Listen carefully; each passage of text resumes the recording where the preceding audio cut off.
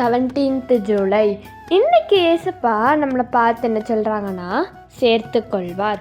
என் தகப்பனும் தாயும் என்னை கைவிட்டாலும் கர்த்தர் என்னை சேர்த்து கொள்வார்னு சங்கீதம் 27:10 சொல்லப்பட்டிருக்கு.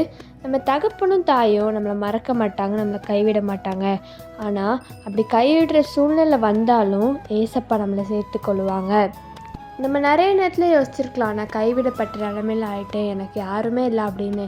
அப்படிலாம் யோசிக்க வேண்டாம். ஏன்னா ஏசப்பா நம்ம கூட இருக்காங்க. நம்மளை எந்த சுச்சுவேஷனில் நம்ம அப்படியே போனால் கூட ஏசப்பா நம்மளை சேர்த்துக்கொள்வாங்க. ஏசப்பா நம்மளோட இருதயத்தை தான் பார்க்குறாங்க, நம்ம முகத்தை பார்க்கல. ஏசப்பா நம்ம எல்லாருக்குமே வெயிட் பண்ணிட்டு தான் இருக்காங்க.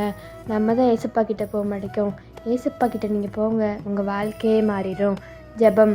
அன்புள்ள தகப்பனே, இந்த நாளை காணிச்சதை கிருபைக்கு நன்றி அப்பா. எங்கள் தகப்பனும் தாயை எங்களை கைவிட மாட்டாங்க. அப்படிப்பட்ட சூழ்நிலை வந்தாலும் நீங்கள் எங்களை சேர்த்து கொள்வீங்க ஏசப்பா. மனுஷங்க எல்லாருமே முகத்தை தான் பார்ப்பாங்க, ஆனால் நீங்கள் எங்களோட இருதயத்தை பார்த்து எங்களை கூப்பிடுறீங்க. அதற்காக நன்றி ஏசப்பா.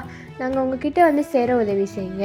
இயேசுவின் மூலம் ஜெபிக்கிறோம் நல்ல பிதாவே, ஆமேன். By truth of Melchi, have a nice day.